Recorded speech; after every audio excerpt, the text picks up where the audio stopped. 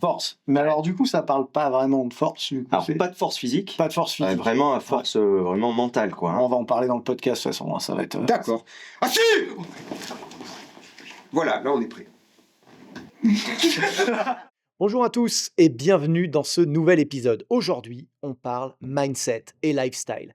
Et pour ça, je reçois 3 invités. Le psychologue Maxime Bellego, le champion Thomas Louberzane et le légionnaire Gérald Michara. Nous allons parler de leurs plus grands défis, ceux qui les ont mis au pied du mur et qui les ont poussés récemment à sortir un livre en commun. Mais restez bien avec nous jusqu'au bout de l'épisode, car ils iront jusqu'à se livrer sur leurs plus grandes réussites, mais aussi leurs plus grandes défaites. C'est parti pour un épisode surprenant, à fleur de peau. Préparez-vous, car il se livre comme jamais auparavant. Thomas Louberzane, Gérald Michara et Maxime Bellego. Les gars, je suis hyper content de vous avoir, parce que à chaque fois qu'on se croise tous ensemble, franchement, c'est la rigolade. Donc c'est un grand plaisir, j'espère qu'on va bien rigoler dans cet épisode, mais on va parler sérieusement aussi, puisque vous avez fait un truc important dans la vie d'un homme. Vous avez sorti un livre, alors je sais que toi, tu en avais déjà sorti plusieurs. Thomas, c'est ton premier? Oui. Premier livre. Et toi, Maxime? C'est le 4e. C'est le 4e. Alors, vous savez, il y a un proverbe qui, je crois, est cubain. Alors, je ne saurais pas donner la citation. Vous me direz en commentaire d'où est-ce que ça vient, si vous avez la ref. Mais on dit qu'il faut accomplir 3 choses dans la vie d'un homme. Est-ce que tu peux le redire avec l'accent cubain pour qu'on comprenne mieux? Lo dice que Il y a 3 choses très importantes. muy importante. La révolution. Et on est libre. Non, la première chose, c'est de planter un arbre. La deuxième, c'est d'écrire un livre. Et la troisième, pas forcément dans cet ordre-là, mais ça paraît quand même du plus facile au plus difficile, faire un enfant. Donc là, je crois qu'il vous reste plus qu'à planter un arbre, les gars, c'est ça? Ouais. En espérant qu'on ne s'est pas planté sur le livre. Allez, je vous le présente, sur cette bonne vanne, je vous présente le livre, qui est un titre, je trouve assez clair. On va élaborer peut-être un peu dessus, hein, on va en parler un peu. 3 chemins pour se relever et vivre plus fort. Ça sent la résilience, ça sent la longévité, ça sent la force aussi, parce que on sait que ça s'entraîne, ça s'est entraîné dur, mais ça continue à s'entraîner dur, et ça me plaît. On lâche pas l'entraînement ici, un salon. Hein. Et je pense que très important, c'est le mot 3 chemins. Ouais. 3 approches. C'est ça qui est très intéressant et que Maxime a... Par exemple, l'ordre de la manière dont il est présenté dans le livre très intéressant parce que c'est 2 manières différentes entre Gérald et moi et il a su bien expliquer la différence, je trouve, la comparaison et amener aussi sa partie. Sans rentrer dans le tout, je lui laisse la parole après, mais je pense que nous, on a démarré plus par le corps. Alors que Maxime est quelqu'un qui a démarré plus par la tête, mais on a le même schéma, c'est-à-dire que nous, quand on a exploré la partie corps au maximum, on a la même démarche tous les deux de notre rencontre professionnelle et amitié avec Maxime, c'est d'aller chercher la tête. Et je pense que lui, il a commencé par la tête et il s'intéresse aussi au sport de combat. Donc c'est ça qui est très intéressant, je trouve, la comparaison. On a bien compris, je vais donc me tourner vers le cerveau de l'équipe. Oh putain. El professeur. Le professeur, c'est ça. Alors, C'est un bon surnom, ça, le cerveau. Le Ça, cerveau, c'est le brain. Putain. Alors, du coup, c'était quoi le plan de conquérir le monde? Ouais, exactement. Vous avez la ref ou pas? Exactement. Ouais, non, c'est pas Minus et Cortex, mais en fait, c'était déjà de vraiment profiter de notre énergie, parce qu'en fait, quand on est tous les 3, ça marche bien. C'est vrai, je le constate, ouais. Ouais. Je vous ai rencontrés pour la première fois tous ensemble au Rascamp. Voilà. Hein, donc, ouais, je porte fièrement le t-shirt. C'est un camp d'entraînement et de formation, de transmission qu'organise Thomas tous les ans. Donc vous irez voir, vous trouverez ça assez facilement. Et du coup, c'est à cette occasion-là que je vous ai vu, alors pour certains pour la première fois, Ouais. et puis pour d'autres, en tout cas en interaction tous les 3. Et c'est vrai qu'il y a une belle énergie, c'est cool que ça ait abouti à un projet comme ça. Ouais. Et à chaque fois, je me disais, enfin, on en parlait tout le temps, hein, mais pendant les Rascans, je disais, mais c'est que des pépites, en fait, qui se disent, quoi. Et il faut le mettre sur papier à un moment donné, ce truc-là, parce que c'est pas que les participants du Rascamp qui doivent s'en imprégner, c'est vraiment le plus grand nombre, quoi. Ça peut servir à beaucoup de monde, ouais. Et puis pas que les sportifs. Là, ce bouquin, il y a le titre Force, comme ça c'est très, c'est court, ça impacte, ça parle à tout le monde, mais c'est pas du tout que pour les sportifs. C'est pour monsieur et madame tout le monde, que ce soit dans la performance, dans la non-performance, le gars qui a un boulot de bureau, qui se pose des questions, il va trouver des trucs sympas là-dedans, quoi. Alors du coup, voilà, tu te dis, bon, on va essayer de transmettre cette énergie, cette, j'ai envie de dire philosophie, mais c'est plutôt ce mindset en fait, c'est un état d'esprit par rapport par rapport aux défis de la vie, en fait. C'est un peu ça. Et passé, actuel et avenir. Du coup, 3 parcours. Qu'est-ce qui ressort de très, très fort dans le parcours de chacun sur ce bouquin? Je commence par toi, Thomas. Je dirais, on peut ne pas avoir le même départ, on peut ne pas avoir la même raison et en fait, on peut avoir aussi beaucoup de points communs. Je dirais par exemple que, moi, j'ai plus démarré mon chemin dans le chaos et a réussi à me construire dans le chaos, je pense. Je dirais par exemple que Gérald, c'est quelqu'un qui s'est plus construit au départ avec une forme de discipline et de choix. Alors que moi, j'ai passé la moitié de ma carrière à, j'ai pas fait de choix. J'ai cherché, j'ai plus laissé une créativité, savoir combattre avec ça et tout. Mais donc, pas forcément le même départ et la même recherche, mais je trouve qu'on a beaucoup de similitudes sur la cohésion de faire attention à des schémas répétitifs, des mauvaises routines, la rumination. Et alors nous, ça va être plus physique. On peut avoir des routines dans la performance ou autre qui peuvent nous enfermer. C'est là où c'est très intéressant d'aller avec des gens qui sont plus cérébrales, mais qui peuvent avoir aussi. Cérébralement, on peut ruminer facilement aussi, cérébralement, de s'enfermer dans des boucles. Et je m'aperçois qu'on a des différences. Et je pense qu'on pourrait faire ce livre, il pourrait faire ce livre avec d'autres personnes, Maxime. Il y aurait d'autres départs, d'autres recherches de départ, mais on aurait toujours des points communs. Je pense qu'on se rejoint sur beaucoup de choses après. Et c'est ça que je trouve très intéressant. Et au final, je dirais que ce qui est très, très intéressant, c'est de comprendre qui on est. Et quel que soit le chemin, que tu t'exprimes à travers le corps ou à travers la tête, je pense qu'il faut faire attention à comprendre quels sont tes points forts et tes points faibles. Parce que le but de savoir se relever, je l'observe dans la compétition, il y a quelqu'un qui peut avoir une belle dynamique de victoire, et s'il n'a pas identifié comment il pourrait perdre, et ben le jour où il perd, il peut casser son truc et ne plus jamais revenir. Les gens détruits. Alors que je trouve que c'est très important de savoir comment tu peux perdre. Ça veut dire personne ne monte sur le tapis pour perdre, on monte pour gagner. Mais le fait de l'identifier, de mettre des mots sur des choses, pour comprendre, et quand tu reviens, en fait, bah, tu le passes. C'est bon, j'ai identifié, je passe. J'explique, j'ai perdu sur une clé de jambe. Ok. Est-ce que je vais revenir à l'entraînement, faire plus de guillotine pour gagner? Rien à voir. C'est pas parce que tu vas faire mieux la guillotine que tu gagneras plus, forcément. Il faut identifier le problème. C'est comment tu fais pour pas laisser traîner une jambe, ainsi de suite. Mais si j'ai perdu, j'ai fait OK. De suite, je tape, j'ai fait OK. J'ai fait un mauvais axe, j'ai ouvert à droite ma jambe, ok, j'ai identifié, j'ai enregistré, je repars à autre chose. Ce qu'on peut retrouver dans des méthodes un peu militaires d'ailleurs, hein, d'identifier la chose, pas mettre d'émotion et passer à autre chose, de donner l'information au cerveau. Et c'est là où je pense que c'est très important, la rencontre et d'aller vers le côté mental et psychologue derrière, parce qu'il nous permet d'identifier les choses. Et au final, je pense qu'on a toujours besoin d'être aidé, accompagné. Quand on est petit, on a besoin d'une maman pour t'accompagner. Quand on va à l'école, on a besoin d'un professeur pour accompagner. Quand tu vas, quel que ce soit, on a besoin d'un accompagnement. Et je pense que ce mot aider, il faut arrêter de le casser, comme d'avoir un mauvais cliché dessus. Quoi qu'il arrive jusqu'à la fin, quand tu as besoin, on n'est jamais seul. On est toujours accompagné pour former. Donc je pense que ce livre est une forme d'aide, d'accompagnement. Maxime est une forme d'aide pour moi de différentes manières, que ce soit, j'en ai eu besoin en tant que psy, que ce soit professionnel, on travaille ensemble, et que ce soit même en amitié, on se parle. Je pense qu'on a toujours ce besoin d'aide. Et je pense que moi, quand j'ai lu la partie à Maxime, c'est ce que j'ai ressenti. Ça veut dire le mot aide. Hyper intéressant parce que c'est vrai que c'est un peu. Souvent, on pense qu'avoir besoin d'aide, c'est être en difficulté et donc chercher à régler un problème. Alors que, effectivement, moi personnellement, j'ai un coach en toutes choses, hein. J'ai un coach en kettlebell, j'ai un coach en haltéro, j'en ai plusieurs même en haltéro. J'ai un coach en JJB, j'en ai plusieurs aussi. J'ai un coach en psycho du sport, j'ai un coach en marketing, j'ai un coach en toutes choses. Je suis complètement d'accord avec toi. Mais on regarde un MMA aujourd'hui, par exemple, quelqu'un qu'il faut analyser, qui est un bel exemple sur le MMA, Nicolas Haute, c'est quelqu'un qui sait s'entourer, c'est-à-dire l'environnement. Eh oui. Et Il en crée un fait, environnement de faut performance. pas. D'ailleurs, il en a parlé dans ce Ah oui. podcast. Et il s'entoure de gens compétents, qui l'utilisent au bon moment, à bien anticiper, constructif, et derrière, ben, il réussit. Mais c'est normal, en fait, quand tu regardes, ben, il a été, entre guillemets, aidé, accompagné, entouré, très très bien. Il y a Donc, un autre élément sur lequel je voudrais revenir qui est vraiment hyper intéressant et que je n'ai jamais entendu personne à part toi, Thomas, dire, c'est identifier pourquoi vous perdez. Alors ça, je trouve ça fantastique. Enfin, j'en ai entendu d'autres le dire, mais pas en France. Vous savez, j'ai travaillé en Grande-Bretagne et je résume assez souvent le système de performance UK Sports, qui est le plus performant du monde, hein, rapporté à la taille et à la richesse du pays, bien plus performant que la France, qui a fait, entre guillemets, que 5e de ses derniers jeux à elle, là où les Britanniques ont fini alors sommet, deuxième nation, donc devant la Chine. Et bien en fait, vu qu'ils monitorent tout, vu qu'ils objectivent tout, et ben à un moment donné, non seulement ils savent pourquoi ils gagnent, mais ils savent surtout pourquoi ils perdent.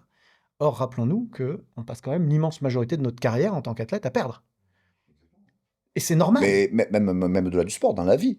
Moi, je trouve que c'est très intéressant de savoir comment tu peux être un super compagnon pour une femme. Qu'est-ce qui va te faire être agréable ou qu'est-ce qui peut te faire mal réagir?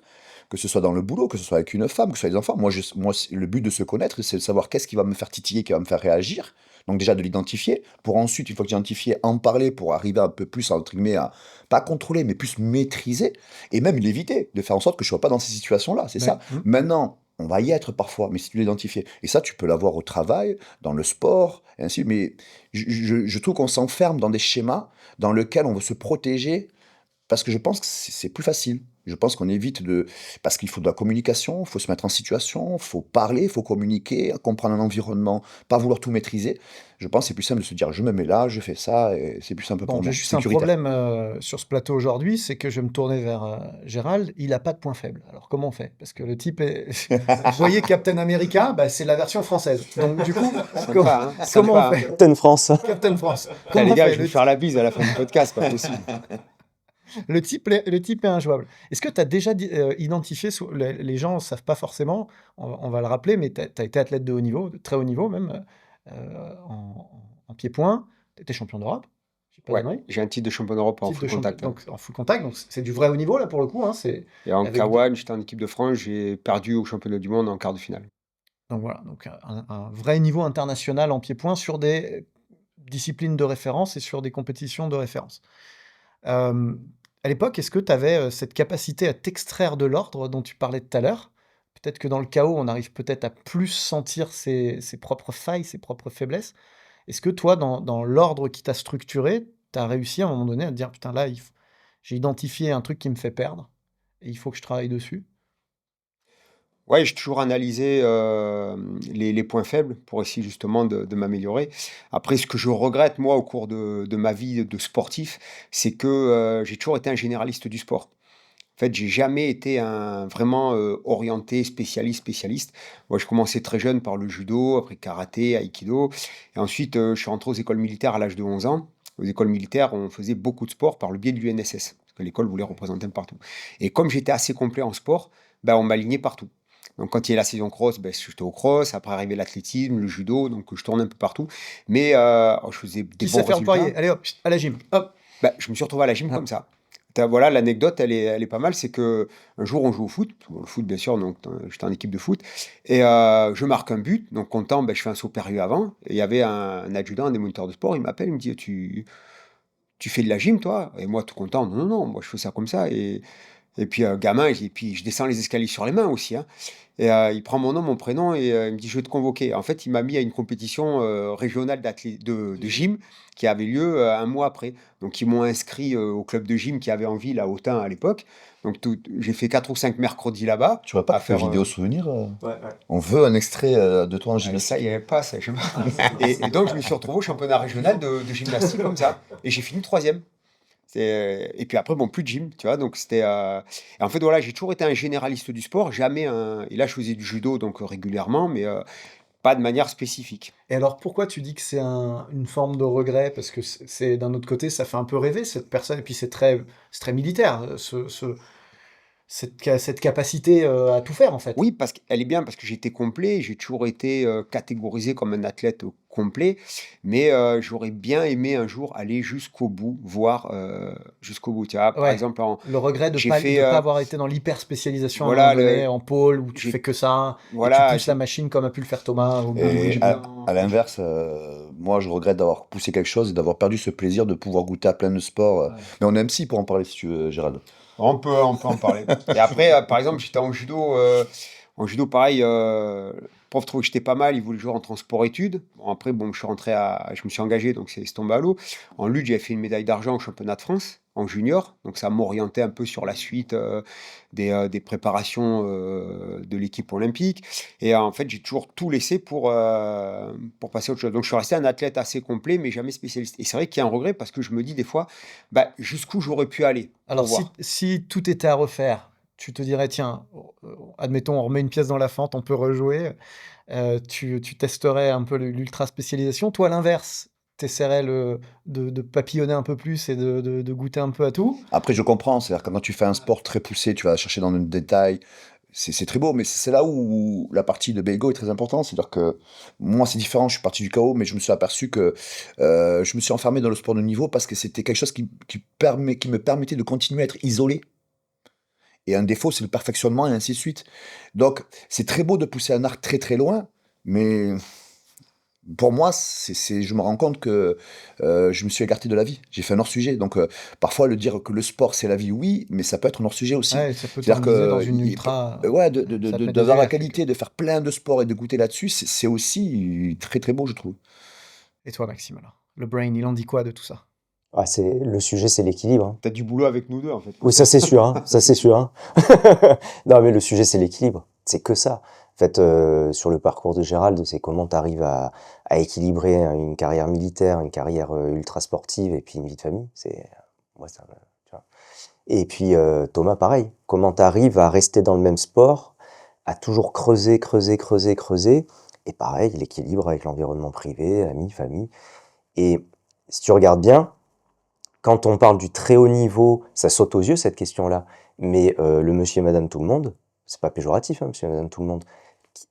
Boulot de bureau, Qui peut même s'entraîner très raisonnablement ou même très passionnément pour des compétitions d'envergure, qui évidemment fera pas les Jeux Olympiques, il n'y a plus la place exactement. pour. Mais... Bah, là, la question de l'équilibre, elle se pose aussi. Ouais. On le met où, le curseur, pour obtenir quoi? Et c'est pour ça que la question que tu poses dans le bouquin, c'est définir l'objectif. Ça, c'est un truc je reviens toujours là-dessus, quoi, sur le Rascamp, c'est on vient s'entraîner pourquoi, on prépare une compète pourquoi, et on est champion pourquoi. Et du moment où on a bien ça en tête, bah, en fait, on n'est jamais vraiment déçu, quoi. Et s'il y a de la défaite, c'est de l'expérience. C'est ultra important, surtout pour la jeune génération. Ça, c'est une parenthèse qui a beaucoup d'importance parce qu'elle est vraiment d'actualité. C'est que ce que je vois là, je travaille avec le service hospitalier de Toulon, traumato du sport. Et en fait, on voit bien que rien qu'à Toulon, il y a toute une jeune vague de combattants MMA qui vont à fond parce que c'est la mode. Et donc, ils arrêtent tout, les études, tout.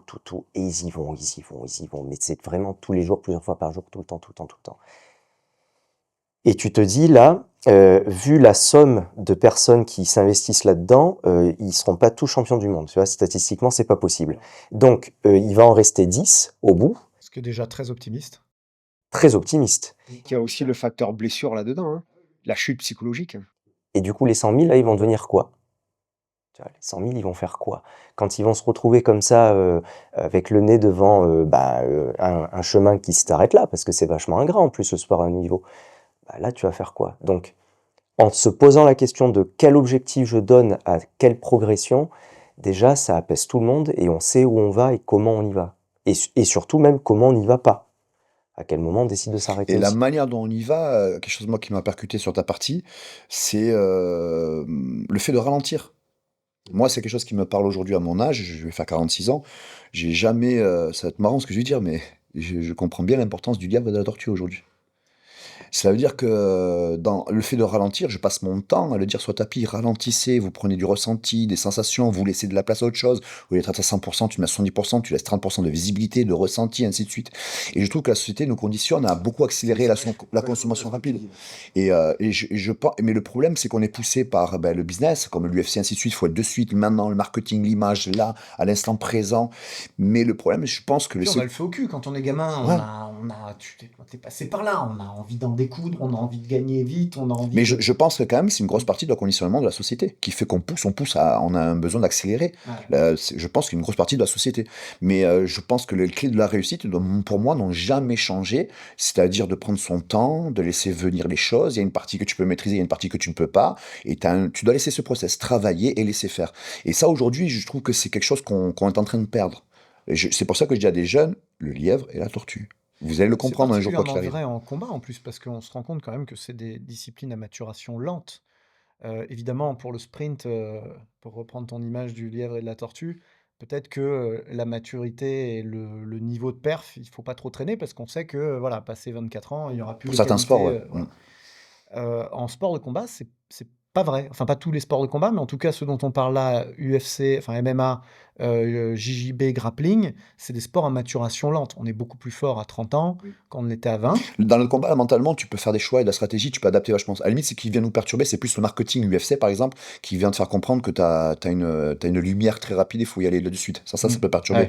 Mais par exemple, il y a des choses que tu peux apprendre très vite. On a l'enseignement, on a les sites internet, on a les vidéos, on a des coachs aujourd'hui qui peuvent te faire apprendre très peu de temps, ce qu'avant on mettait le triple de temps. C'est vrai. Mais ça ne change pas qu'une maturité, se sentir homme fort, la confiance, c'est des choses, on va dire, plus état d'esprit, ça met du temps. Il y a des choses qui mettent du temps. Et c'est là où ce que je dis moi, c'est très important des gens comme Maxime Bellego. Ça veut dire que je pense qu'au début, on a besoin d'un professeur sportif. Mais je pense qu'au bout d'un moment, quand tu as fait quelques années, la chose la plus importante n'est pas le professeur. Parce qu'on se rend compte que quand tu arrives et que tu as une connaissance de logique de combat, bah, tu vas échanger après avec plein de gens dans le sport, comme tu peux faire à travers la prépa, ainsi de suite. Comment tu vois le combat, comment tu vois la prépa, qu'est-ce que tu penses sur ci, sur cela. Mais alors, dès que tu as une logique de combat, tu peux comprendre une grosse partie du combat. Mais quelqu'un qui est irremplaçable, c'est la personne avec qui tu peux communiquer, avec qui tu vas oser parler, te dévoiler. Et ça, c'est très important. Les brèches, les faiblesses, avec qui tu vas oser parler et vraiment te À livrer. qui tu oses poser C'est tes pour ça que questions. je pense qu'à un Quelqu'un qui te certain connaît niveau, assez bien pour bah oui. anticiper les emmerdes dans lesquelles tu vas toi-même te jeter. Parce que Je pense que quand tu arrives entre guillemets ceinture violette ou ceinture noire, quand tu as une logique de combat au bout de quelques années, ben voilà, tu prends un peu de chacun, chaque univers lui il est bon sur ça, tu fais ton puzzle. Mais pour moi, il est plus intéressant d'avoir un accompagnement d'une personne avec qui tu peux te parler, donc il peut avoir un psy ou un ami, quelque chose avec qui tu vas pouvoir aller loin, plus qu'un professeur. Je pense qu'en deuxième partie de la carrière, tu peux te passer d'un professeur, tu as la logique, c'est d'avoir la rencontre qui t'accompagne jusqu'au bout. Parce que quand tu vas être à très haut niveau, tu as des choses qui vont être beaucoup plus poussées, et avec qui tu vas pouvoir encaisser ça. Et c'est là où on se rend compte qu'on n'est jamais seul. Parce que quand tu as tous les critères, tous les curseurs qui vont être à fond dans le rouge, là tu comprends l'importance du lien social, de la personne avec qui tu peux dévoiler, et la technique a ses limites. Donc moi je pense qu'au début, tu as des professeurs pour apprendre techniquement, mais je pense qu'on découvre que très tard l'accompagnement psychologique, qui pour moi va prendre une place. Pour moi au jour d'aujourd'hui, à 40 ans, est-ce que j'ai besoin d'un professeur ou est-ce que j'ai besoin d'un psy? Même si j'étais encore en train de combattre. Le combat, ça fait longtemps que je me connais. Mais maintenant, si demain je je pense repars qu'on sur est un truc... 2-3 autour de la table à avoir toujours eu besoin d'un psy. On va pas se mentir. Voilà, je peux répondre à ta question. Mais je pense que on sait qu'une bonne personne, la bonne rencontre change une carrière. Pas forcément d'avoir eu Ou des le bo- bon conseil tout le Ouais, temps. ou des bonnes rencontres. Ça peut être intéressant de faire un petit tour de table des mentors. Parce que c'est marrant, j'avais la perception de toi, bon, pour ceux qui ne savent pas, Thomas, on se connaît depuis des années, parce que évidemment, nos chemins se sont croisés plusieurs fois sur les tatamis. Je je te voyais un peu comme le self-made man du truc, tu vois, le mec un peu hors système qui avait papillonné, qui avait eu l'intelligence d'aller chercher un peu les compétences un peu partout où il fallait aller les chercher, tu vois, mais j'avais l'impression de l'électron libre, le mec hors de quand tu parlais de chaos tout à l'heure, j'avais vraiment l'impression que tu t'étais fait tout seul, tu vois. Ben, c'était un schéma dans lequel j'étais, pas voulu du tout par moi, voulu par mon enfance. J'étais un enfant pas voulu à la naissance, rejeté, et ainsi de suite. Donc, j'ai appris à vivre comme ça. Donc, je pense que je me suis mis dans une bulle dans laquelle je me suis protégé. Je pense que j'ai su me construire là-dedans et me suis réfugié dans le mauvais sens aussi là-dedans. J'ai gardé des routines, des choses. Et du coup, ben, le moyen que je pouvais à ce moment-là, ben, c'était d'aller là, de ramener ça dans ma grotte et de travailler. Ouais, C'est t'allais pour ça que chercher, j'ai c'est cette drôle. manière-là. Et je peux comprendre des critiques de gens qui, eux, ont un schéma complètement différent et qui vont dire, mais je comprends pas, qu'est-ce qu'il est, ou d'avoir un jugement. Non, non, c'est un schéma dans lequel j'ai trouvé ma voie, dans lequel j'étais, en fait. C'était pas du tout voulu par moi, hein. Maxime, c'est quoi les mentors? C'est qui les mentors qui t'ont structuré à un moment donné, qui t'ont inspiré, qui t'ont aidé, si on devait en sortir quelques-uns? Ou peut-être un seul? Je vais te parler dans la psy, hein, du coup, hein, parce que moi, Ah le ouais, bien côté sûr. sport, je le Ouais. cultive vraiment pour le loisir, quoi. Donc, Et encore que on peut avoir aussi des gens très inspirants, même pour la psychologie, même pour la famille, même pour dans le sport aussi, hein. exactement. Bah, côté sport, ils sont là. Il y a aussi Cyril Diabaté qui a été vraiment un mec super sur la partie de mise en lumière de la dépression dans le sport. On a vraiment déclenché un truc tous les deux aussi, donc ça a été une très jolie rencontre aussi. Et côté psy, j'en ai un, c'est le docteur Méglet, c'est un psychiatre militaire qui a vraiment boosté l'aspect humain dans les soins médicaux, paramédicaux. Et c'est quelqu'un que... C'est la famille, si tu veux. Et je le suis toujours en contact avec lui et c'est toujours le mentor. Parce que au bout d'un moment, tu vois, quand j'étais jeune, ce qui me faisait rêver chez lui, c'était sa technique thérapeutique, la façon dont il rentre en contact avec les patients, tout ça. Et puis au fur et à mesure, je me suis aperçu que moi, je faisais pas comme lui. Donc au début, c'était décevant. Et après, c'était vachement intéressant parce qu'en fait, je faisais comme moi. Et là, maintenant, je vois à peu près, j'ai 40 ans, donc c'est encore du chemin, hein, mais je vois à peu près comment je bosse avec les gens. Et techniquement, je vois que je commence à me rapprocher un peu de ce qu'il sait faire. Par contre, lui, maintenant, il s'approche des 70 ans, donc il a encore autre chose de plus que moi. C'est-à-dire, il a donc il est encore mon mentor. Et je sais que bah, il le sera tout le temps, quoi. Bah oui, ça restera le professeur jusqu'au bout. Tout le temps. Gérald? Bah, moi, étant gosse, c'était mon père. Hein. Ouais. De toute façon, bon, il m'a pas laissé le choix. Hein. Mon père, c'était un ayatollah. Hein. Donc ça marchait droit. Et puis, voilà, j'ai prévu ça pour toi, donc tu vas faire ça. Il n'y avait pas d'autre directive. Il avait une enfance difficile aussi. Hein. Lui, en fait, quand il est né, quelques mois après, son père est parti en Indochine. Donc mon grand-père était militaire. Et là-bas, il a été porté disparu 7 ans. Il était prisonnier par les Viet, tout ça. Donc, il est revenu 7 ans après. Puis à l'époque, pas d'internet, pas de courrier, rien. Donc, il est venu 7 ans après. Le grand-père a été torturé, prisonnier, etc. Donc, il est revenu pas très clair non plus. Donc, mon père et son frère ont eu une enfance très difficile. Et ensuite, il est reparti encore en Indochine. Et après, bon, ça s'est enchaîné. Et donc, ils ont eu une enfance vraiment. Bon, ben, c'était l'époque des coups, etc. Donc, mon père était élevé à la dure. Et donc, il a répercuté ça après. Donc, quand ça allait pas, il n'y avait pas de pédagogie ou quoi. Moi, j'avais systématiquement la main dans la tête. C'était systématique. Et donc, j'étais élevé comme ça. C'était du rigide et c'était tracé. Après, je suis rentré très tôt donc, dans la Légion à 17 ans. Et là-bas, on a pu avoir tous les mentors qu'on avait, puisqu'on avait des cadres militaires qui avaient fait des opérations extérieures, qui étaient des guerriers chevronnés. Bien sûr, on a suivi le modèle et l'exemple. Et donc, tout le chemin était drivé avec limite droite, limite gauche. Et dès qu'on sortait des limites, après, moi, j'ai toujours été discipliné, donc je sortais jamais vraiment des limites. Quoi. Je suis toujours dans l'axe. Et j'ai suivi le modèle, le mouvement comme ça. C'est structurant l'armée pour ça. C'est vrai que Mais surtout la Légion étrangère. Il y a pas de discussion. Donc il y a le régime général qui reste sur le plan de discipline quand même beaucoup plus souple, pas se le cacher bien sûr. Mais et surtout dans les années, parce que maintenant je deviens un ancien au final. Hein, je me suis engagé en 90, donc les années passent bien sûr. Et à l'époque c'était beaucoup plus rigide. Thomas, dans le parcours, du coup, les gens qui t'ont inspiré, qui t'ont aidé à te structurer dans ta grotte. Dans le parcours de vie, j'ai eu Marie-Claude Diomé, qui a eu un peu le rôle de maman que j'ai pas eu, de marraine, on va dire. Ouais. Dans le sport, j'ai eu Maître Létang. Et ce qui est marrant, c'est que c'est deux personnes très cérébrales.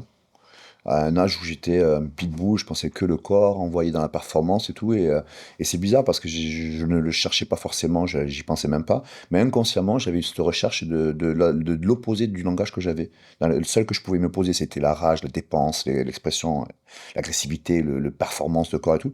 Et pourtant, je me rends compte aujourd'hui à mon âge, avec du recul, en observant derrière, que c'est des gens, c'était une ancienne psy.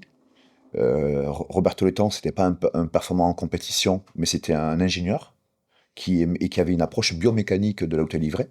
Et c'est ça qui m'a créé que j'avais des approches différentes. Donc, ouais, je dirais ces deux personnes. Et après, je pense que c'est l'ensemble de toutes les personnes qu'on rencontre, qui sont plein d'ingrédients, Bah oui, bien sûr. qui nous font construire des choses. Donc, C'est mais- dur de choisir quand on a bien identifié que tout le monde apportait un peu, chacun avec son expertise. C'est toujours dur de dégager des gens. C'est le moment peut-être de rendre hommage, vous, s'il y a des gens que vous avez envie de pointer, des grands champions qui vous ont inspiré, des grands professeurs, dites-le nous en commentaire. Moi, je partage un peu ça avec Gérald. Moi aussi, mon père m'a beaucoup structuré, beaucoup influencé. C'est un des tout premiers dans plein de choses. C'est lui qui a amené le JJB en France, tu le sais, hein, au Cercle Tissier. Enfin, c'était Guy Mialo qui l'a amené, puis directement relayé par mon père.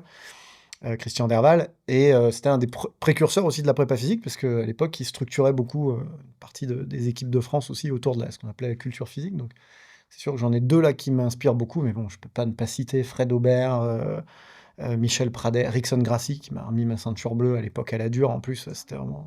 C'était vrai passage, on en parlait un peu hors antenne tout à l'heure, c'était 4 heures de passage. Le grade de ceinture bleue, enfin chaque grade en vrai, hein, mais 4 heures de passage, tu avais des sparring, tu avais une démonstration technique sur un programme technique établi où on t'interrogeait au hasard, comme un examen quoi. Et c'était, putain, tu ressortais là, tu l'avais pas volé ta bleue, quoi. C'est sûr que on était loin du couloir de coups de ceinture. Allez, une tape sur les fesses, on te la donne comme ça. C'était pas du tout comme ça, quoi. Et c'est sûr que c'est des gens qui m'ont énormément inspiré, énormément structuré aussi. Et c'est important de prendre le temps de temps en temps, je trouve, de réfléchir à ça. Donc dites-nous, vous, en commentaire, s'il y a des gens qu'on pourrait connaître ou pas d'ailleurs, qui vous ont inspiré et structuré. Et donc sur ces chemins différents, toi, tu décides de provoquer ce livre. En termes de résilience, il nous apprend quoi alors? Il nous apprend que je pense le grand facteur commun, c'est de trouver sa propre voie de résilience à soi. Dans les facteurs communs qu'on raconte dans le livre, c'est l'environnement, la qualité de l'environnement. C'est clair que si tu es isolé, tu n'iras pas loin quand il t'arrive un problème. Mais la deuxième grande leçon, c'est Gérald, Thomas et moi, on va avoir 3 façons différentes, donc sur 60 millions de personnes, il y aura 60 millions de façons différentes, de rebondir suite à une difficulté, à condition qu'on se connaisse et qu'on sache ce qu'on va mettre en place pour passer la difficulté. Sinon, qu'est-ce qu'on fait? Ben, on va s'inspirer de trucs de coaching, mais c'est pas personnalisé. Donc on va se dire, putain, ça marche avec des tas de gens, pas avec moi, et donc ça rajoute de l'échec. Et donc on Et de perd la en confiance. frustration, de la perte de confiance. Alors que on s'arrête un peu, effectivement, le mieux c'est en prévention, avant d'avoir des problèmes, pour savoir comment on se connaît, comment on réagit, qu'est-ce qu'on a comme truc limitant, qu'est-ce qu'on a comme passé qui pourrait revenir un peu dans les temps durs. Bah forcément, quand ça arrive, ça va être dur, hein, on va se casser la gueule, hein, on est tous égaux là-dessus. Mais au moins, on aura un peu moins de difficultés pour repartir. Et moi, ce que je veux absolument éviter, c'est le clinicien qui parle, c'est la dépression sévère. Moi, ce que je veux éviter à tout prix, c'est ça. Parce que j'en ai des suivis toute la journée de dépression sévère, et putain, une fois qu'on est là-dedans, c'est C'est dur à remonter. bah ouais, c'est des gens, déjà, quand ils viennent au cabinet, c'est un miracle. Déjà, quand on arrive à les hospitaliser, c'est un miracle. Donc, il faut tellement parler au plus de monde possible pour les faire déclencher le plus rapidement possible pour éviter justement qu'il y ait cette chute-là. Et c'est ça le propos. C'est ça toute l'énergie. Et puis même sans aller jusqu'à la cata, effectivement, aller mieux, être plus efficace dans le quotidien, juste optimiser les choses. Se Donc, sentir bien. j'entends 3 piliers, hein. Donc si je reprends ce qu'on se dit depuis tout à l'heure, c'est ne pas être seul, déjà. Je fais juste une parenthèse là-dessus. Il y a une citation que je trouve complètement débile, c'est seul on va plus vite, à plusieurs on va plus loin. Je trouve ça complètement faux. On va nulle part tout seul en fait. C'est nulle part, ni vite, ni lentement, on va nulle part en fait. Sur cette parenthèse rapide, moi, par exemple, j'ai compris un truc. Aujourd'hui, j'analyse beaucoup à mon âge de schéma. Je mets pas d'émotion humaine et tout. Parfois, quand je comprends une situation de séparation, je dis, bon, quel était son schéma, quel était mon schéma. Par exemple, moi, mon schéma, je comprends que je suis un créatif. Je comprends que on va de A à Z, je suis très très bon de A à M. Donc, je vais chercher quelqu'un qui va être capable de finir. Par exemple, j'ai pas de complexe à vouloir tout maîtriser dans le sens, je balance une idée, j'aimerais bien qu'il y ait quelqu'un qui, pam, rajoute son idée et toi tu me le conclus. Boum, parfait. Parce que toujours on dira, ah, mais je suis pas bon, parce que j'arrive pas à Z. Non, parce qu'en fait, tu es un entrepreneur, peut-être que dans le mouvement, tu es très bon sur les départs de mouvement. D'ailleurs, ce qui est bizarre, c'est que mon jeu de jiu-jitsu, il est très porté sur le démarrage, le positionnement et l'annulation et l'anti-jeu. Je suis pas quelqu'un qui est attiré par la soumission par la fin du mouvement, alors que quelqu'un va porter sur la fin. Et par exemple, moi, si demain je dois avoir quelqu'un à une équipe, c'est de voir quelqu'un qui, par exemple, dans le staff, tiens, lui, il est très bon, c'est pas un créatif, il amènera rien au début de l'idée de ça, mais par contre, lui, il te conclut le dossier, il te met le papier, il te l'envoie. Alors que demande-moi d'envoyer un recommandé à la poste, moi. Dans 2 mois, je suis encore. Par contre, tu me demandes, trouve-moi une idée là, dans 5 minutes, je dis, oh, t'inquiète, j'en ai 2 déjà. Tu vois, et j'ai compris que c'est des schémas. Donc, pour ça que quand on dit, là, on revient sur le truc de un tout seul, non, non, non, même le tout seul, t'as besoin d'un maillon parce que t'es très bon sur une partie de l'action. Mais pas de A à Z. Faut arrêter de croire qu'on doit toujours tout faire de A à Z tout seul. Ça, c'est une très grosse erreur. C'est bien ce qu'il nous dit. On en fera un réel. On le sortira celui-là. Donc, en équipe. Voilà, c'est un sport co. La vie, c'est un sport co. 2, savoir ce qu'on cherche, donner du sens, savoir ce qu'on cherche à faire et comprendre surtout ce qui nous empêche de le faire. Si je reviens sur ce que vous nous expliquez depuis tout à l'heure, c'est comprendre pourquoi on gagne, c'est une chose. Comprendre pourquoi on perd, c'est vraiment ce qui va nous faire progresser. Et 3e chose, se connaître soi-même pour pouvoir trouver le chemin qui va nous permettre vraiment à nous de corriger tout ça. Et tu vois, tu l'as mis en 3, et pourquoi on prend pas cette habitude de le mettre en premier? C'est peut-être ce qu'il faut faire, ouais. Parce que on revient toujours ce mouvement, cette perception, mais c'est vrai, par exemple, tu arrives dans un club, le premier truc tu veux pratiquer, mais stop.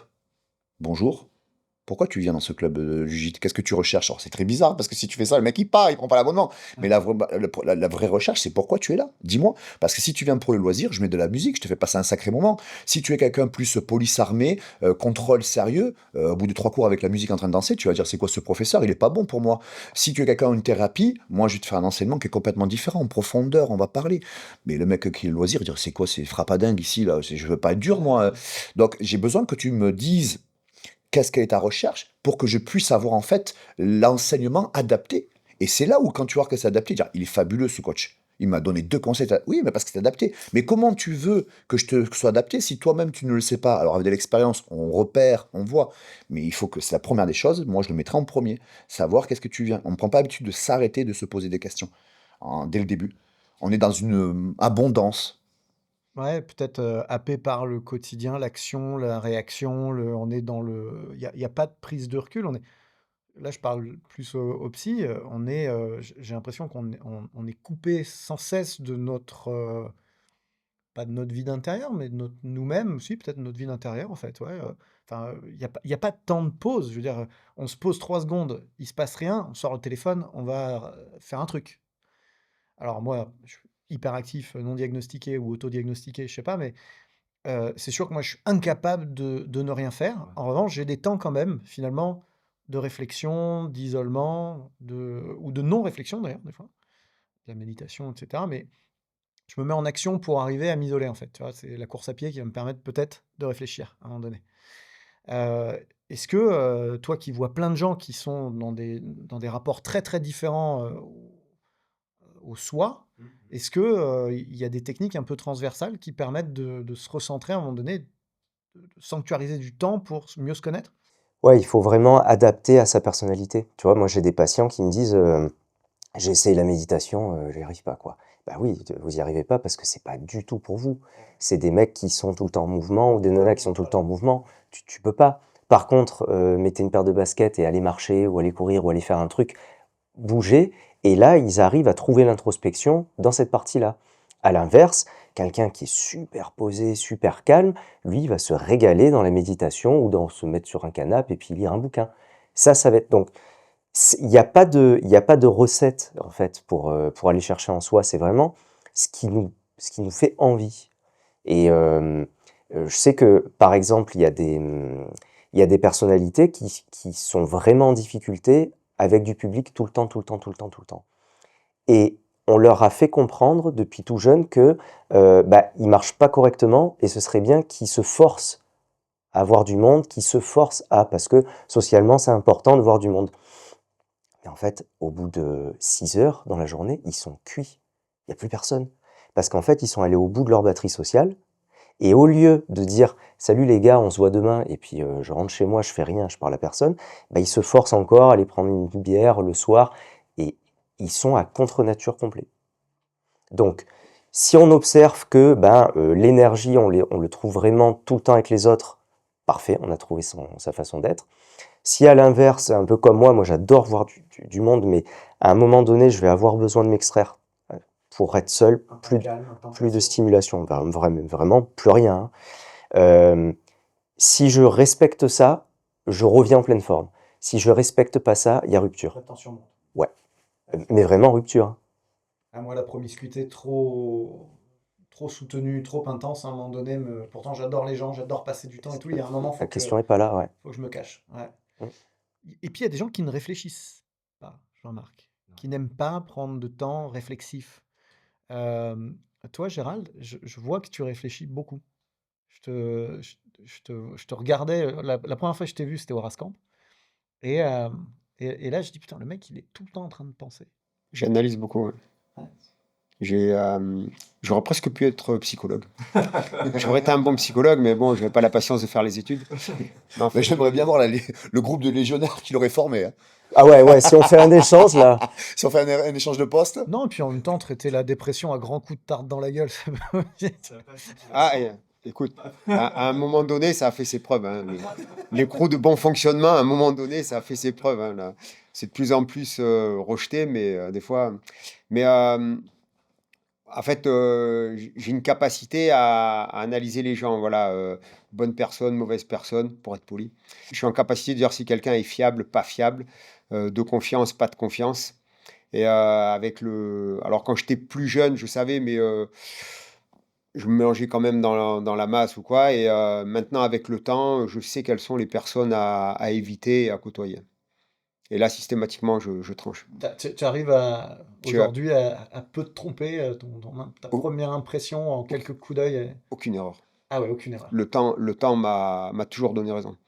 Même si par moment, peut-être, ou quand j'en parle à quelqu'un, putain, attention à lui, tiens, j'ai fait ça avec un tel, attention, il y a ça, ça, ça. Oh, bof, bof, bof. Puis après, finalement, quelques mois après, putain, mince, t'avais raison, tu m'avais dit. Il y a un feeling. Alors, après aussi, il y a une facilité si tu veux, parce que je côtoie beaucoup de monde. On commande, on organise, il y a toujours. On est toujours dans le secteur militaire, il y a toujours beaucoup de monde. Voilà, dans le régiment, il y a toujours 500. Bon, tu vois pas les 500, 600 personnes d'un coup, mais tu côtoies beaucoup, tu donnes des cours, tu animes, voilà.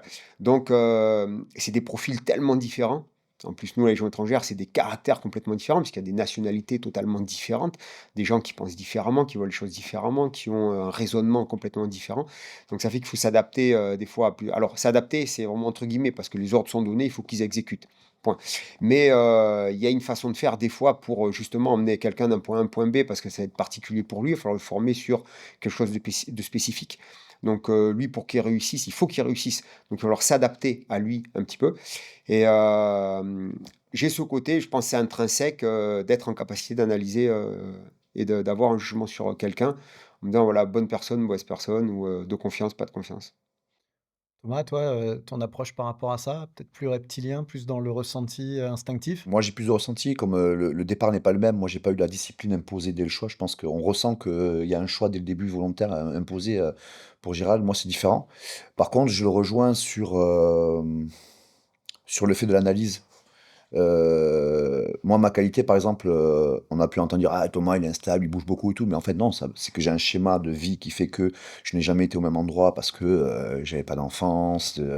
Oui, t'es en Le peu que mouvement, j'ai t'es été pas mes instable, c'est pas parents, pareil. le peu où j'ai été avec mes parents, ils ont déménagé plus de 10 fois, 11 fois, beaucoup plus même. Donc après, en adolescent, j'ai été à la rue, après j'étais en foyer. Les foyers, on te change chaque année parce que pour toucher les subventions, si tu restes au même foyer pendant tant d'années, c'est-à-dire que c'est un échec. Donc on te change de foyer pour qu'ils retouchent les subventions, tu peux revenir 3 ans. Bref.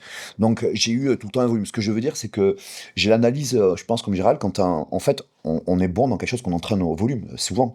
Donc moi, si tu regardes la qualité que j'ai, c'est ce que je dis aux gens, ne vous enfermez pas dans un club. Le club est très très bon pour certaines choses, mais par contre, le fait de changer tout le temps de club, je suis une personne qui rencontre des milliers de personnes par an, à travers les stages, à travers les voyages et des trucs. Donc le plus important en combat, tu ne connais pas ton adversaire, même si tu fais une analyse vidéo, tu check et tu as un premier contact, l'instant T, il se joue là. Et en fait, moi, des instants T de check, et j'ai quelques secondes pour comprendre ce que je pensais, et en plus, ce que quand je l'ai en main, est-ce que c'est le confirme ou est-ce que je dois me réadapter? J'ai des milliers d'actions par an d'analyse et de prise de décision instant T. Que chose que tu peux pas avoir dès que tu es dans ton club, au même endroit tout le temps, une fois, et après de 2 fois, tu es déjà dans on se connaît, le contre du contre, ah, je t'ai fait croire que ça n'a rien à voir.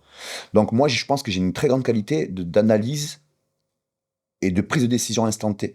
Parce que j'ai fait des milliers et des milliers, je changeais tout le temps de club, toutes les semaines j'étais ailleurs. Donc c'est une très grande qualité. Donc, Indépendant de cette mobilité, et ça s'entraîne. ce que les gens appelaient de la stabilité, Ouais. c'est ton adaptabilité, Oui. du coup, c'est ta capacité à t'adapter Et je à dominer. pense que dans un tatami, on entraîne à apprendre des techniques, à reproduire des techniques dans une situation en plus avec des thèmes et tout, mais on entraîne très très peu tiens, prends l'huile de suite, et tu as une demi-seconde, parce que je pense que le plus important, c'est pas un étalage de connaissances techniques, c'est une prise de décision à un instant T. Une demi-seconde après, c'est une très grosse erreur. À ce moment-là, quel génie! La même décision. Et qui n'a rien à voir avec une question de connaissance, de volume technique ou de savoir. Et je pense que c'est ça. Je pense qu'on a quelque chose, c'est analyse. Ce qu'avait dit Wenger une fois, ils avaient pris plusieurs footballeurs et on se rendait compte que la manière dont on captait, on analysait les 2 secondes avant de passer la balle, ben, t'en as un qui avait capté 20 fois plus de choses et un autre, rien du tout. Meilleure vision du jeu. Voilà. Et donc, du coup, comme on analyse beaucoup avant, on avait pris des décisions, papa, on s'est dessus beaucoup plus. Moi, je pense que j'ai une qualité là-dedans.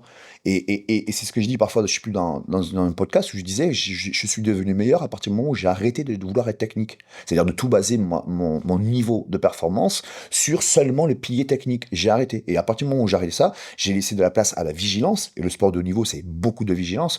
Beaucoup de footballeurs sont du même niveau, on va dire, sauf qu'il y en a un qui, à 70 minutes, ben, il a plus la fraîcheur, il a plus le coup d'œil, sauf que l'autre, il peut aller jusqu'aux prolongations, fraîcheur, bam, coup de tête. Donc parfois, c'est la vigilance, la fraîcheur, ainsi de suite. Et moi, j'ai mis beaucoup plus ça, du coup de place à ça. La visibilité, la respiration, le ressenti, le rythme. Je veux maintenir ça sur longtemps, quitte à être un peu moins technique. Même si l'instinct, évidemment, se nourrit de tout un tas de situations préalables qu'on a vécues et qui nous permettent d'arriver à cette seniorité.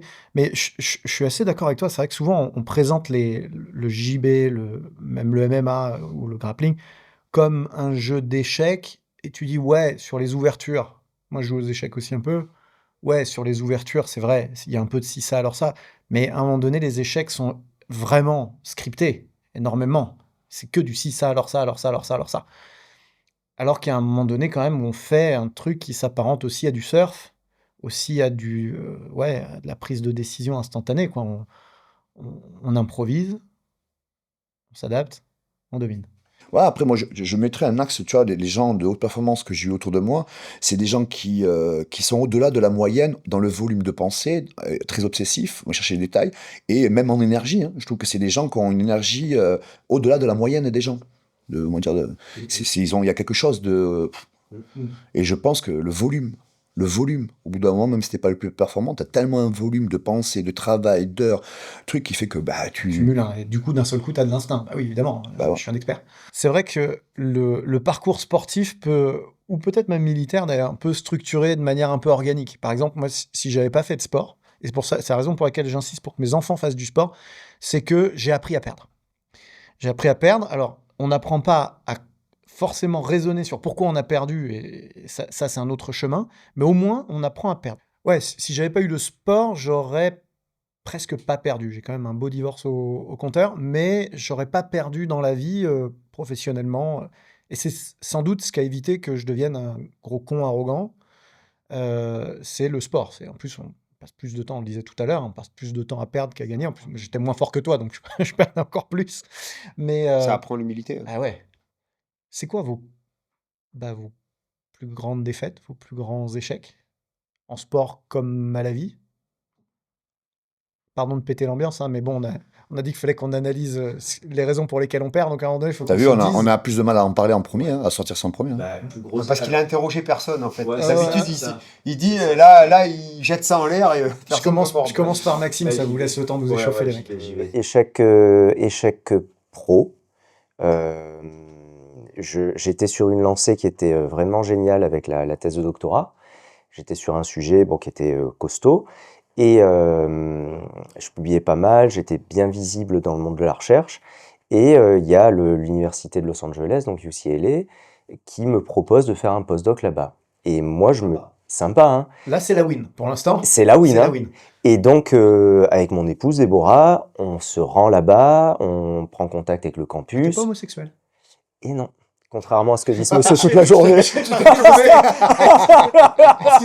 j'ai précisé.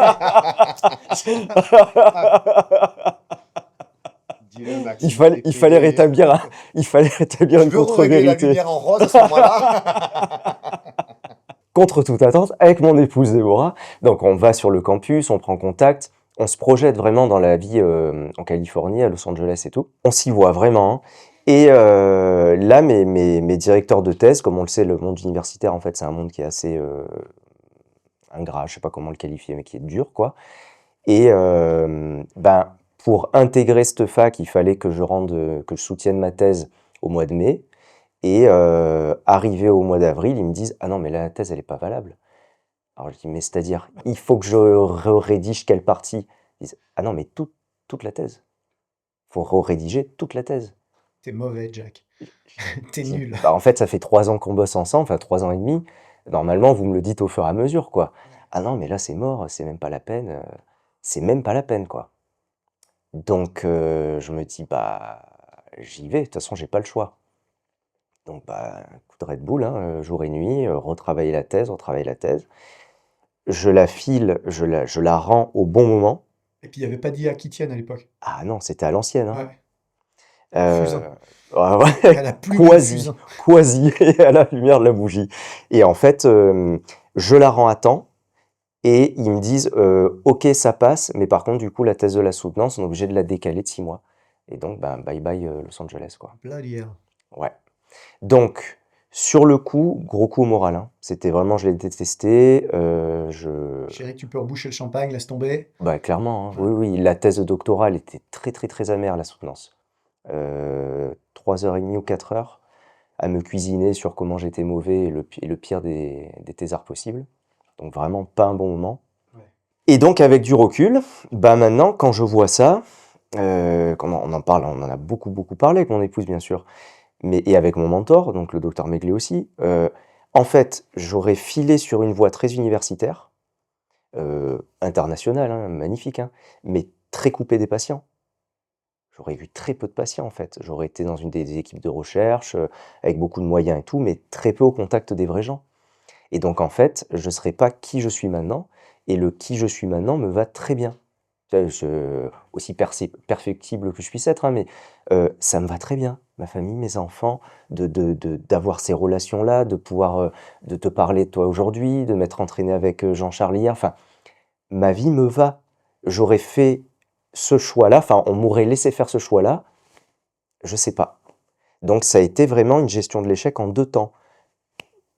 Taper le moral, mais vraiment, je pense que j'ai frôlé une dépression à ce moment-là, vraiment. Et puis ensuite, maintenant, je me dis, mais attends, ce serait à refaire, mais je ferai exactement la même, en fait. Mais je ne change rien. Rien du tout.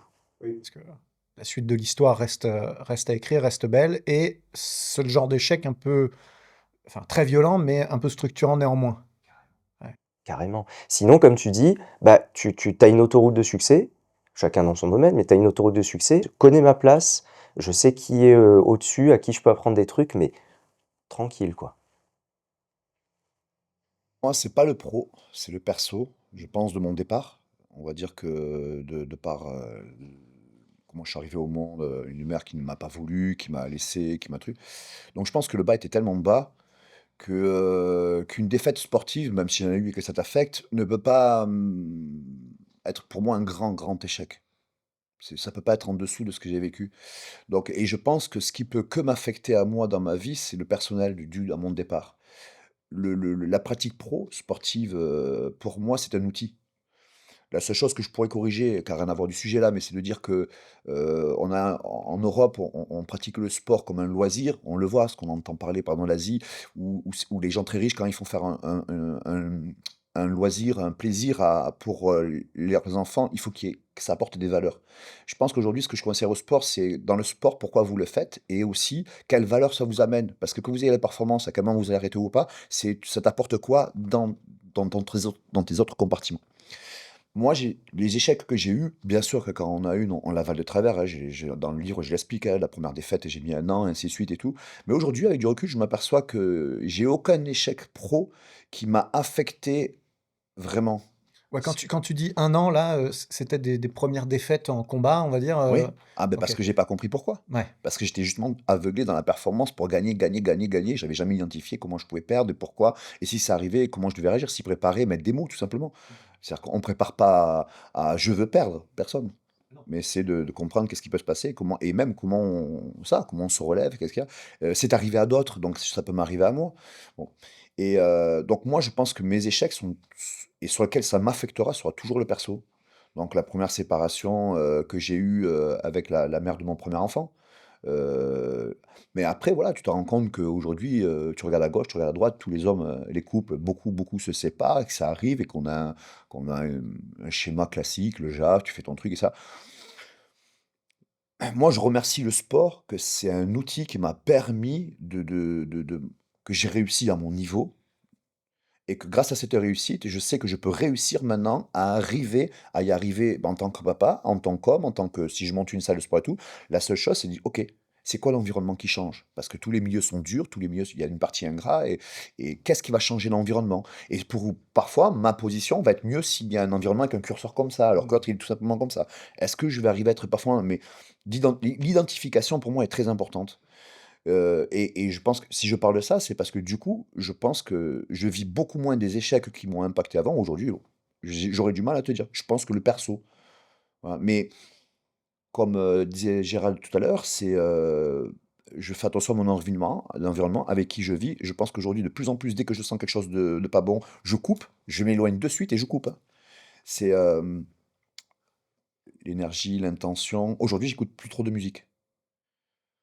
J'écoute plus trop de musique parce que je pense que l'intention, l'énergie, par exemple, quand tu vois que Bach, quand ça agit sur des acides aminés, ça agit sur, tu vois, et les dernières musiques qu'il a fait, quand il avait la leucémie, ça a impacté, ça dégrade des acides aminés sur les gens. Je pense que c'est la même chose. Si tu es avec 10 personnes intelligentes, ça va t'aider à devenir intelligent. Si tu es avec 10 idiots bourricots, tu risques de faire des bourricoteries. Il faut écouter de la musique de mecs en forme. Alors moi, Non, mais j'écoute que du hard rock, bah, je pense, que des trucs de drogués, d'énervés. Je pense, par exemple, je m'éloigne du sujet, mais tu vas comprendre pourquoi j'y reviens, hein. C'est demain, tu fais un champ de culture, on met de la musique, tu vas avoir 30% de floraison en plus. Tu mets de l'hard rock sur un champ et des plantes, tu vas voir l'impact que ça va avoir. Ce que je veux dire, c'est que Si vous êtes resté jusqu'ici avec nous, déjà on vous remercie. Ensuite, vous nous mettez en hashtag Chant de France dans les commentaires. Donc, moi, aujourd'hui, je fais beaucoup plus attention en combat à ce qu'il ne faut pas faire. Tu vois, par exemple, le fait si je parle de ça, c'est parce que je comprends aujourd'hui la grand-mère qui te disait quand tu étais petit, attention, traîne pas avec lui, qui te parlait d'environnement. Ou toi, tu étais, comme dans la performance, aveuglé par oui, mais je peux aller faire du scooter avec lui, écouter la musique, c'est cool. Elle regardait beaucoup plus loin, elle regardait ton environnement, elle regardait des valeurs. Et je pense que parfois, t'as un truc ton plus grand échec est impacté sur ton niveau de perception de qu'est-ce que tu regardes. Aujourd'hui, je me rends compte que ça peut plus m'affecter pareil parce que je ne regarde plus du tout la même chose. Je suis en train de regarder des valeurs. Et quand tu fais attention, aujourd'hui, je fais attention du coup à qui. Parce que du coup, tu peux être infecté par une trahison. Tu fais attention sans trop maîtriser. Mais donc aujourd'hui, il y a beaucoup de choses qui m'ont impacté qu'aujourd'hui ne m'impactent plus du tout. Mais alors vraiment plus du tout. Parce que je pense que je reviens à la source, à la base, c'est-à-dire, c'est con, mais et qui me parle beaucoup à moi, c'est mon enfant et mon chien. Aujourd'hui, mon chien est beaucoup plus important que tout. Voilà, c'est bizarre, mais de savoir me promener dans la nature, de prendre une demi-heure dans la nature, pour moi, c'est beaucoup plus important. Et d'envoyer un texto, d'aller voir des gens que j'apprécie, de passer un moment avec, chose que parfois on oublie. Et du coup, je reviens sur le sujet, bah, grâce à porter de l'importance sur ça, je suis plus trop impacté sur les grands échecs. Même les échecs que je pourrais te dire, désigner 2-3, aujourd'hui, je te jure, j'ai l'impression que je les efface. Donc, qu'est-ce qui m'a impacté? Le perso, une séparation avec la mère de mon fils. En dehors de ça, Bon, c'est déjà, ouais, enfin, c'est... moi à titre personnel, hein, c'est un vrai échec évidemment. Moi, j'ai très mal vécu, hein. Ouais. Mais par exemple, aujourd'hui, il y a des choses, je sais pas comment expliquer. D'ailleurs, je vais en parler à mon psy, qui me met des mots là-dessus. Allonge-toi, hein, attends. Mais, Tiens, je te laisse la place. mais tu vois, je vais plus sur quelque chose que tu peux pas contrôler, la mort. Si tu vois, demain, un truc où j'ai perdu beaucoup de poids, où ça m'a beaucoup affecté, quand j'ai perdu mon dernier chien il y a 3 ans, j'ai mis 1 an ou 2 à m'en remettre. Mais vraiment, c'est-à-dire que c'est quelque chose qu'on doit accepter. Je me rends compte qu'on n'en parle pas assez, c'est un autre sujet, mais de la mort et ainsi de suite, de la vie, d'avant, bref. Mais ça, c'est quelque chose qui est très dur. Et en fait, c'est même pas un échec, c'est quelque chose qu'il faut accepter. L'acceptation, je pense. Tu vois, aujourd'hui, je fais plus attention à l'acceptation que regarder l'échec pour l'échec. Et ça c'est se connaître. Ouais. C'est-à-dire, tu perds ton chien, tu te fais une dépression de 2 ans, et c'est OK. Tu te connais, t'es comme ça. Tu vas pas trop le faire. Tu vas pas te dire, ah non, attends, lui, il a perdu son chien, en fait, il s'en fout, donc c'est moi qui suis pas normal. Non, en fait, c'est ça qui nous fait vibrer, point barre. Après, c'est sûr que si ça prend une place monumentale, bah, on va faire en sorte d'apaiser un peu tout ça. Mais si à ce moment-là, dans cette phase de vie, ce qui est important, c'est ça, point. Tu vois, je t'aurais plus identifié un échec si tu m'avais demandé quelles sont mes réussites.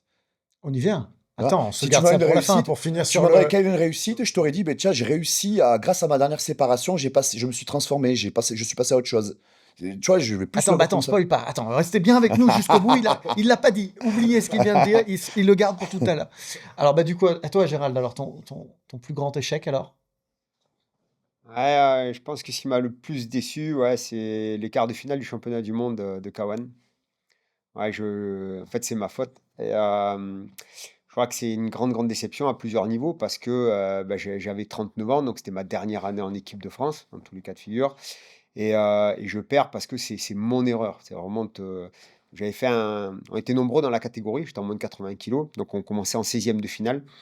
Et je fais un 16e de finale correct. Voilà, le combat est assez équilibré, mais je suis jamais en danger. Je gagne sans prendre de mauvais coups, rien. Le combat se passe bien, je suis pas entamé, rien. Et le lendemain, donc toute l'équipe de France, il fallait qu'on soit dans les gradins pour encourager les autres et tout. Et il faisait froid et tout, j'avais pris froid, j'étais pas trop bien. Et je combats en fin d'après-midi, début de soirée. Et là, le combat était très dur parce que le mec que je me prends, c'était un mec qui a fait un podium au dernier championnat du monde. Donc, le match, il part, mais en fait, il y avait 3 rounds, c'était guerre even. C'était vraiment coup pour coup. Il y avait 3 rings. En fait, le ring où on était, il a fait événement, spectacle. Tout le monde a basculé sur ce ring-là. Et bon, je gagne. Le mec, il est compté. Donc, mais je fais un combat dur. Je finis, je suis entamé. Le combat est dur, il est lourd. Ouais, ouais, on a vraiment. C'était coup pour coup, hein. C'était coup pour coup. Puis on est rentré de suite dedans. Donc en cardio, on était entamé physiquement. Une grosse guerre. Et donc le soir, on va. Et le lendemain matin, on fait la pesée. Et on regarde les tableaux. Et je recombattais dans la matinée. Et c'était trop tôt. En fait, j'aurais bien fait la sieste, venir l'après-midi et tout. Et en fait, je suis arrivé donc le matin, dégoûté de combattre. Et je suis monté sur le ring sans envie. Je suis arrivé sur le ring, bof. Et j'ai pas mesuré l'impact. C'était un quart de finale, c'est-à-dire que si je passais ce tour-là, j'avais une médaille. J'avais une médaille de bronze parce qu'en demi-finale, même le perdant a une médaille de bronze. Et je suis arrivé sur le ring et le gars en fait contre qui je tombe est beaucoup moins agressif que le gars que je sors la veille, à un niveau largement en dessous. Mais moi, j'étais un boxeur agressif et jamais à aucun moment je vais à l'attaque. C'est-à-dire qu'il rentre, tac, tac, je riposte, je ne suis pas engagé dans le combat. Et le gars, chaque technique qu'il fait, il met un coup de genou, tac, il touche, il touche, il touche. Et troisième round, dernier round, ça loupe pas. J'étais en tête au premier round, parce que c'était à la scoring machine. Et au troisième round, les côtes, elles cassent. Ouais, ouais. Et donc, je prends le coup de genou. Et là, bah, je me plie comme ça. L'arbitre, il vient, il me compte 8. Je lève les gants, il me OK, c'est bon. Et en fait, quand je repars pour aller, en fait, la douleur là, me fait que je me plie. Donc, il m'arrête et là, je sors. Mais je perds le combat parce que c'est uniquement ma faute. Je suis monté sur le ring sans envie. Donc là, maintenant, je sais que si maintenant je dois faire un combat, un match, je sais qu'il ne faut pas le faire si on n'est pas dedans. Voilà. Et je laisse vivre le combat, en fait. Je suis pas agressif, rien. Et ça, c'est parce que toute ma vie, j'ai été athlète, toute ma vie, j'ai été sportif. Et là, j'arrive quand même à une échéance mondiale et je loupe un podium pour en fait uniquement ma faute. Donc là, ça, c'était en 2011. Donc on est 15 ans après, quasiment. Et je le regrette toujours et je m'en veux toujours. Ouais, je te comprends, ouais. Bon, du coup, il faut qu'on finisse cet épisode sur une note positive. On peut pas rester là-dessus. Votre plus grand succès, alors, votre plus grande. Et ça ne peut pas être la sortie et la publication de ce livre. Force. Hein, il faut en trouver un autre. Il faut innover. ouais, Il faut innover. Il faut innover. Donc, votre plus grand. Et je recommence avec toi, Maxime. Si on devait en sortir qu'un seul, j'imagine que votre vie est remplie de performances sportives, personnelles. Ah, il y a plein de choses, mais ça rejoint ce que je te disais tout à l'heure sur ma vie, elle aurait pu être autre chose, et elle est celle-là, et je suis très bien avec. Du coup, je te dirais que le succès, clairement, c'est les 2 enfants. Clairement. C'est mon plus beau succès. Mais deux petits, ça tient pas qu'à moi, donc c'est pas vraiment mon succès, hein. Mais Encore une fois, on fait rien tout seul. voilà, mais le fait d'avoir Un voilà, plus que l'autre ou non, c'est le moment, on y va, on dit tout. Non, c'est vraiment, voilà. Je sais que maintenant, tout tourne autour de ça, si tu veux. Et moi, je trouve mon équilibre en fonction, avec le couple, avec le boulot, mais tout tourne autour de ça. Et c'est une volonté que tout tourne autour de ça. Donc ouais, le plus beau succès, de loin, c'est ça, hein. Trop bien. Ouais. Thomas? De ne pas avoir abandonné, mais d'être encore en vie. J'ai eu des choses dans la vie qui fait que j'ai jamais parlé, mais de ne pas avoir craqué. J'ai craqué, j'ai pleuré, j'ai douté, c'est ce que je dis, même plus que la moyenne que tout le monde. Je pense à un niveau inimaginable, c'est-à-dire que quand je parlais que j'étais isolé, j'arrivais pas à rentrer dans un bar et rester 1 minute dans un bar. C'est-à-dire que j'avais peur du regard des gens, j'avais les mêmes watts. Je pense que j'étais pas, comme il disait à un moment Maxime, tu pouvais pas me demander de faire ça 6 heures d'un coup, plusieurs par jour. Mais je descendais aux toilettes, je disais, allez, tu refais une minute de plus et après tu pars. Et j'allais dans un endroit où j'avais un ami à moi, Raphaël, qui tenait un bar et j'étais en foyer à ce moment-là, j'avais pas trop d'argent. Et d'ailleurs, lui, parfois, il essuyait l'ardoise. Si je suis encore là aujourd'hui, c'est parce que j'ai eu quand même beaucoup de gens bienveillants dans la vie. Il y a des salauds, il y a des moments durs, mais j'ai l'importance des gestes et de la bonté de chacun permettent à des gens de rester en vie. J'ai des choses en enfance, il faut savoir que j'aurais pu ne pas être là, que j'ai vécu, j'ai été hospitalisé sur des trucs très graves, ainsi de suite. Euh, et c'est ça, je pense, c'est d'être resté en vie. Après, j'ai trouvé un outil, le sport, pour mettre tout ce que je pense qu'on peut pas maîtriser. Il y a de l'inconscient, il y a quelque chose dans la vie qui fait pourquoi, t'as trouvé, ça s'est fait, t'as trouvé le maître. Je souhaite la rencontre à tout le monde. Inconsciemment, tu vas te mettre avec quelqu'un ou tu vas rencontrer quelqu'un sur quelque chose que tu n'es pas prêt au moment présent, mais le corps a fait que tu l'as choisi inconsciemment, comme s'il savait lui dans 10 ans sur quoi aller. Et aujourd'hui, je me rends compte que toute la puissance qu'il y a qu'on peut avoir et que je donne moi dans mon enseignement, je fais exprès de parler un quart d'heure avant, je fais exprès de parler un quart d'heure après, même de refroidir et tout ça. Je fais exprès parce que la plus grande force que tu puisses avoir et que j'ai eu en tout cas moi de mon maître, c'est le quart d'heure que j'avais avant et le quart d'heure que j'avais après, qui était beaucoup plus puissant que la technique qu'il me montrait en soi. La technique en soi, elle va agir sur la performance technique au combat. Mais quand tu fais plus de combat, Thomas, qu'est-ce que tu vas avoir? Rappelle-toi des paroles et le temps qu'il te donnait, le temps que tu accordes à des gens, de mettre le temps qu'il m'a donné et qui m'a donné une force pour être un bon papa, pour être une bonne personne, pour être un bon enseignant et aussi pour la performance. Et c'est un sujet qui est très difficile. Parfois, on a du mal à le voir, à voir l'aide que les gens te donnent, à voir les gens, l'amour qu'ils te donnent. Je pense que j'ai mis beaucoup, beaucoup d'années à pouvoir m'accorder l'aide et l'amour des gens.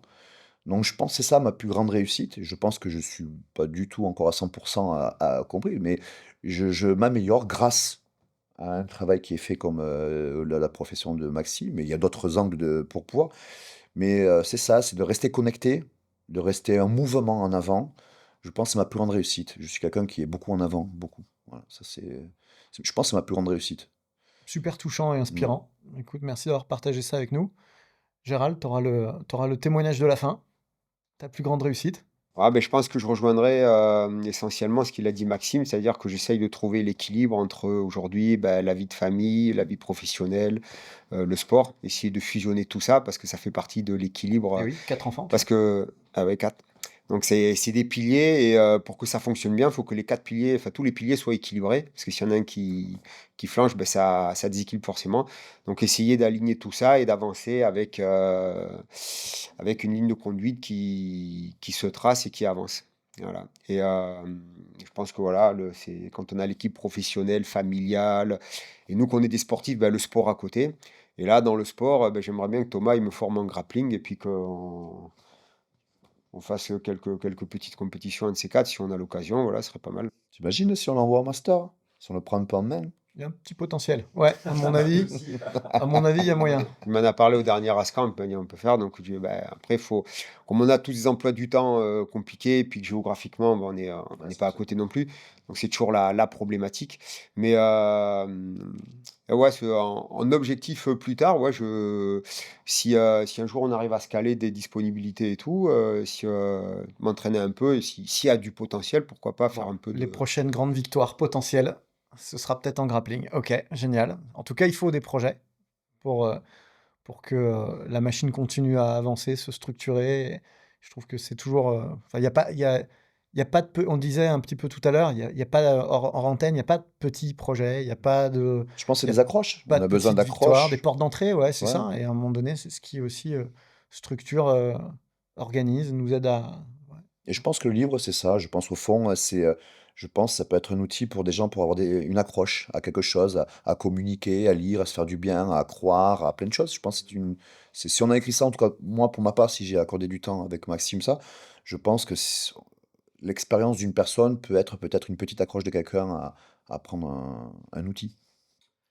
Force, 3 chemins pour se relever et vivre plus fort. Maxime Bellego, Thomas Louberzane et Gérald Michara. Franchement, un épisode à fleur de peau, passionnant, mais néanmoins dans une super ambiance. C'était franchement bien surprenant, bien au-delà de ce que j'avais imaginé. Très intense, très très intense. J'espère que vous avez apprécié la sincérité et la richesse de cet épisode. C'était vraiment super. Les gars, vous revenez quand vous voulez. Vraiment, c'était super intéressant. On a pointé 2-3 sujets sur lesquels on pourrait revenir tous ensemble. Ce sera l'occasion de s'organiser ça. En tout cas, si vous en voulez plus de chacun d'entre eux, ils sont tous actifs sur les réseaux. Donc allez-y, abonnez-vous, partagez, likez, commentez, aidez la chaîne. On en a besoin, vous savez comment ça fonctionne. Donc allez-y de votre petit commentaire. Et puis surtout, posez-nous vos questions parce que vous avez vu que vous allez faire des passionnés, des gens sincères et qui vont venir avec moi répondre autant que possible à toutes vos questions. Donc c'est l'occasion, s'il y a des trucs qu'on n'a pas traités, dont vous aimeriez connaître les réponses, posez-les. On sera là et on vous répondra. Les mecs, vous revenez quand vous voulez. Franchement, merci pour tout. Merci à tous. À bientôt pour un nouvel épisode. Trop bien. Allez, on enchaîne, podcast numéro 2. Allez hop. Enchaîne.